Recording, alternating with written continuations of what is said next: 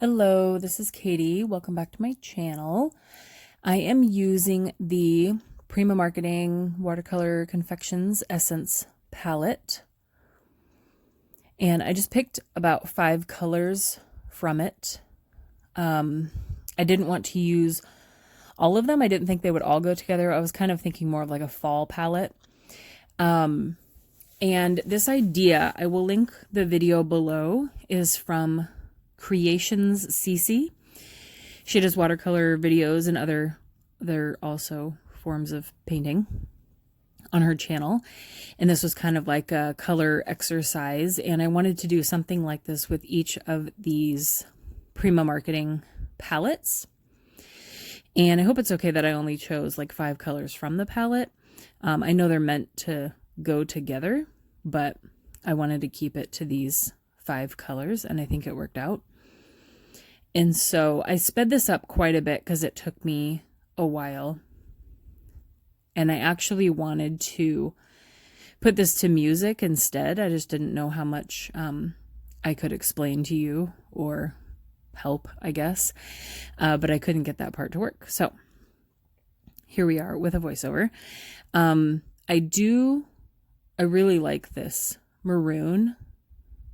There was another color I had chosen on the palette, but it was just a little too close to this one, kind of in my palette and on the swatch card as well.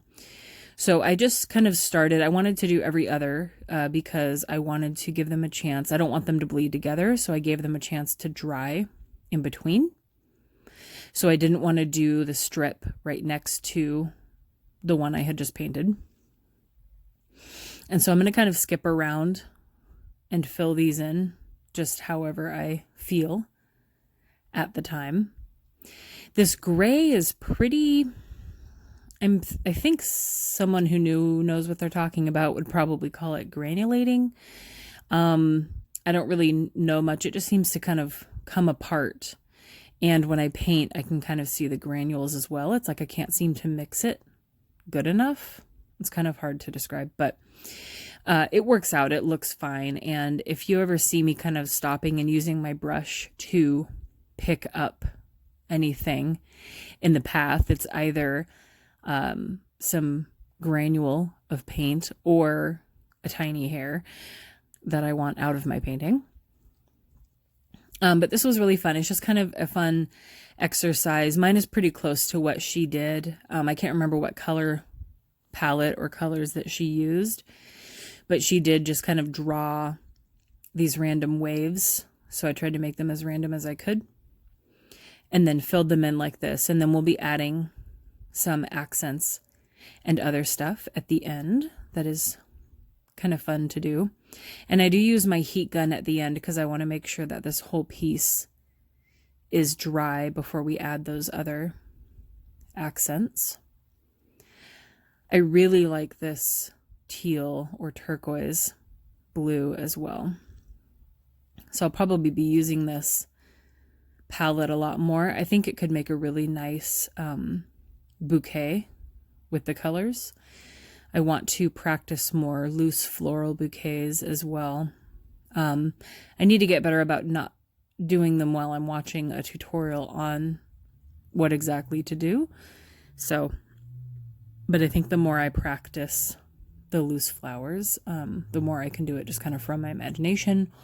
Or what I've also been doing is Googling pictures of bouquets and just taking screenshots so that I could use that as a reference maybe from what I've learned instead of just following a video tutorial exact. So this will be Watercolor Wednesday, number 12. We are in week 12 of my Monday, Wednesday, Friday videos. I hope that you're enjoying them, or that you're learning anything, or that you're getting motivated to either get out your markers or your watercolors or just craft. I know a lot of us are kind of going crazy at this point in the year, and crafting and buying way too many craft supplies has kept me somewhat sane, so that helps. And I hope you are all staying sane as well. And if you're not, I'm sorry. Feel free to reach out to me and I will commiserate with you.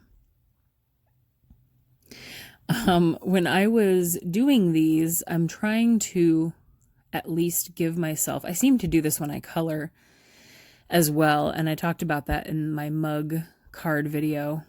I give myself a border so that I don't, go across it and accidentally color outside or run into something else. So what I'm trying to do is do that before it dries too quickly. And I'm also trying not to put my hand in wet things. You might see me turn this cutting board around a couple times so that I can avoid sticking my hand in something wet.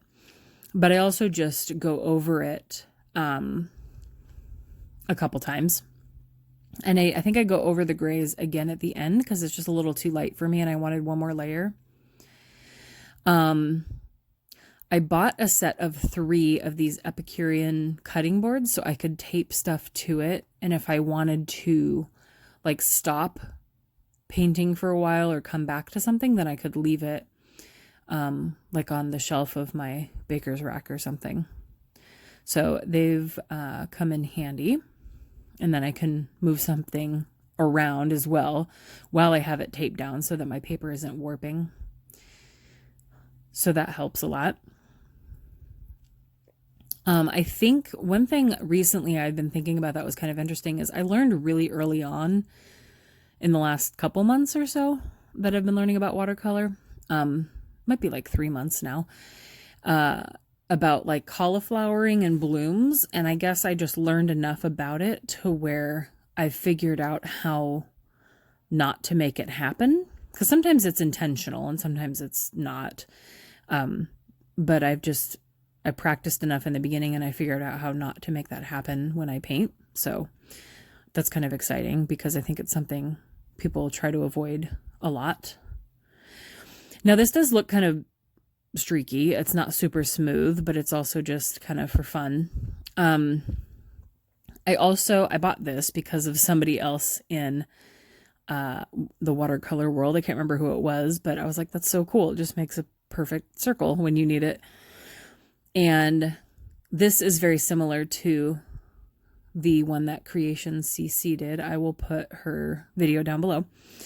So this is the gold from my Mungyo palette, but I think it's too transparent. So what I did is I went and I got my Ganzai Tambi and I took the gold from that, which I think is a little more, a little less, a little more opaque. Let's use the right word here. And so I kind of mixed it with the other one because I wanted to brighten it. That gold was a bit dark and I was kind of trying to go for a yellowy gold. And then I was just following my pencil line and making it a little bit thicker. And then I thought that if I dried it and then went over it again, it would be more opaque. So I was trying to make it more apparent. She loves using gold in everything she does. She even talks about it and jokes about it all the time that she has to have gold. So I should probably take some tips on the gold that she uses. So she did kind of gold circles like this coming into the image. And then also did some doodles. I can't remember what her doodles looked like. They were kind of fake floral-y things, but I'm just going to go ahead and doodle what was in my mind. And then I decided to add the little dots around a couple stems. And then I'm going to come in with a white gel pen and add more to it. And then we will remove the tape, which this purple tape has been fine. And it keeps the seal really well. But for some reason, it's been getting harder to take off without taking paper with it. And I'm kind of annoyed because it worked fine in the beginning, unless this is a little bit different. I feel like I had used some of this. I bought some new purple tape off of Amazon, and it could be that this brand is just a little bit different, but I ran out of the other one and I thought they were the same. This one may just be a little bit tackier. So at the end, I tried to kind of melt the glue a little bit with my heat gun before I peeled it off so I didn't rip any more of it. And I was trying very carefully not to do that, but it didn't end up looking too bad. I ripped the upper left corner as well, but you can't really tell because it's just on the surface of the paper. My tape was so long I had to wrap it around there. So here I'm just trying to kind of melt the tape a little bit so that when I pull it, it goes a little smoother. I'm not sure how much it helped, but it ends up okay. So I hope this kind of got you to take out some watercolors if you have them and play with them and just kind of draw a design and run with it. Again, I will link her video down below that inspired me. And if you do anything like this, go ahead and tag her and me on Instagram, or let me know if you do it on YouTube or anything like that. And yeah, hopefully this got you to craft or paint. And thank you for watching, and I will see you guys next time. Bye.